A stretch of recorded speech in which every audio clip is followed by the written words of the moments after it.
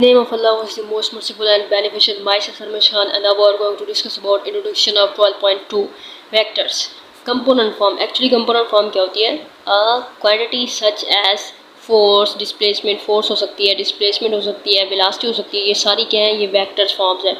ये vectors quantities हैं. ठीक है?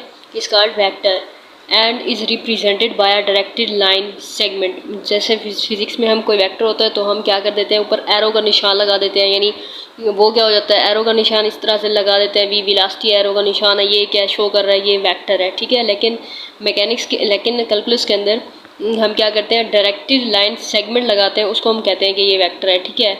ऐसे ही कोई एक्स वाई कंपोनेंट है और इस तरह से लाइन सेगमेंट हम लगा देते हैं, इसको हम कहेंगे ये क्या है, वेक्टर है. ओके. ये वेक्टर को शो करेगा. इसे हम क्या बोलेंगे, डायरेक्टेड लाइन सेगमेंट.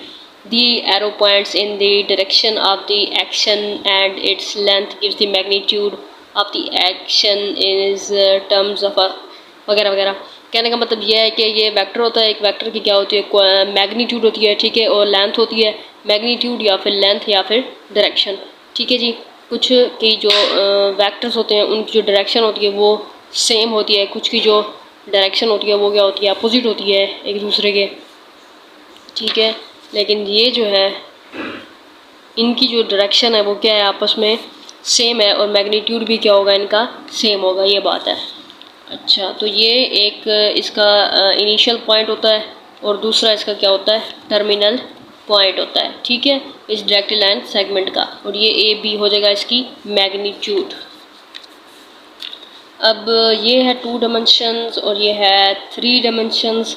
तो ये कोई भी पॉइंट है, इनिशियल पॉइंट और टर्मिनल पॉइंट, इसका ये क्या है, डायरेक्टेड लाइन सेगमेंट है. वेलोसिटी v को शो कर रहा है. ठीक है. वेक्टर को शो कर रहा है. ये वेक्टर है, ये वेक्टर की डायरेक्शन है. अब ये वेक्टर्स हैं या इनिशियल एंड टर्मिनल पॉइंट्स हैं या लेंथ है, इनको डिफाइन कैसे करेंगे. A vector in the plane is a directed line segment. ठीक है. Vector in the plane is a directed line segment. जो लाइन सेगमेंट है उसको वेक्टर बोल रहे हैं हम. The directed line segment A B has initial point A and terminal point B. Its length is denoted by AB. Two vectors are equal if they have the same length and direction. Okay हो गया.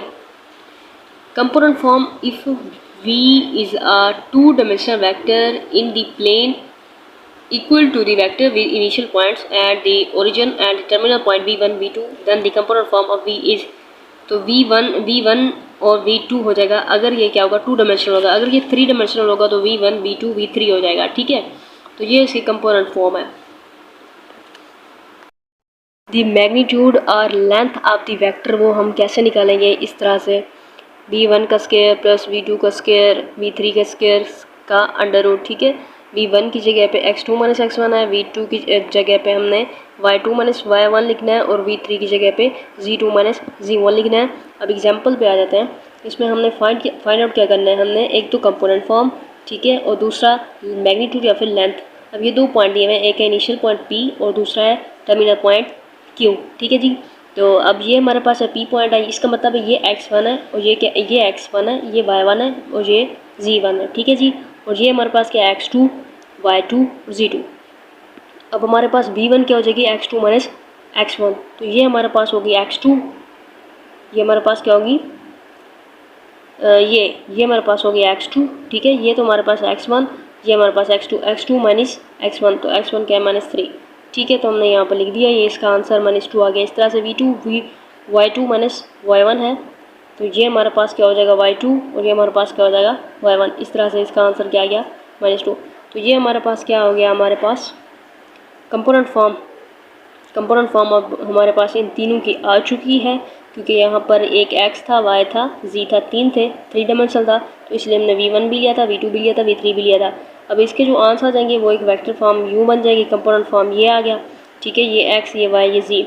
अब हमारे पास the length था, magnitude क्या होती है हमारे पास, इसी का क्या करना है, स्क्वायर रूट लेना है. ठीक है. स्क्वायर लेना है, अंडर रूट लेना है. तो ये आंसर आ जाएगा. तो ये हमारे पास क्या हो जाएगी, लेंथ और मैग्नीट्यूड.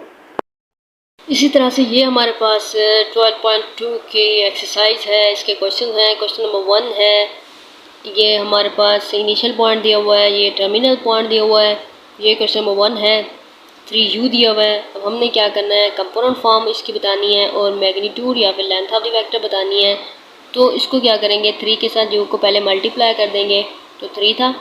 तो ये इसके क्या बता रहे हैं हम, कंपोनेंट फॉर्म। 3 के साथ यू को क्या करना है, मल्टीप्लाई। यू हमारे पास क्या दिया भाई, ये, ठीक है। तो फिर इसका आंसर क्या हो जाएगा, इसको इसके साथ मल्टीप्लाई करेंगे तो ये क्या हो जाएगा 9, ये हो जाएगा -6, ठीक हो गया। तो ये क्योंकि एक ही वेक्टर था तो इसकी ये कंपोनेंट फॉर्म हो जाएगी, ठीक है, ये एक्स ये वाई। अब मैग्नीट्यूड इसकी क्या होती है, इसी चीज़ का क्या करना है, स्क्वायर रूट और अंडर रूट, स्क्वायर और अंडर रूट लेना है। तो ये स्क्वायर ले लिया है, ठीक है, अंडर रूट ले लिया है, ये हमारे पास क्या आ जाएगा, इसका स्क्वायर ओपन करा है, इसको भी ओपन किया है, प्लस कर दिया है, इसको हम यूँ लिख सकते हैं ना। तो फिर ये 3 बाहर आ गया, ये अंडर रूट, तो ये इसका क्या हो गया आंसर, मैग्नीट्यूड और लेंथ ऑफ द वेक्टर। इस तरह से क्वेश्चन नंबर 2 है, उसको भी हमने क्या करना है, इसकी कंपोनेंट फॉर्म बतानी है। तो यहाँ पर v है तो v के साथ मल्टीप्लाई कर दिया, फिर इन दोनों को मल्टीप्लाई कर दिया, 4 आ गया, और 5 और 2 माइनस का 10 आ गया, ठीक है ना। इसकी क्या होगी ये मैग्नीट्यूड फॉर्म। उसको हमने इसी को क्या करा, स्क्वायर ले लिया, इसका अंडर रूट ले लिया, उसको फिर हम यूँ लिख सकते हैं ना,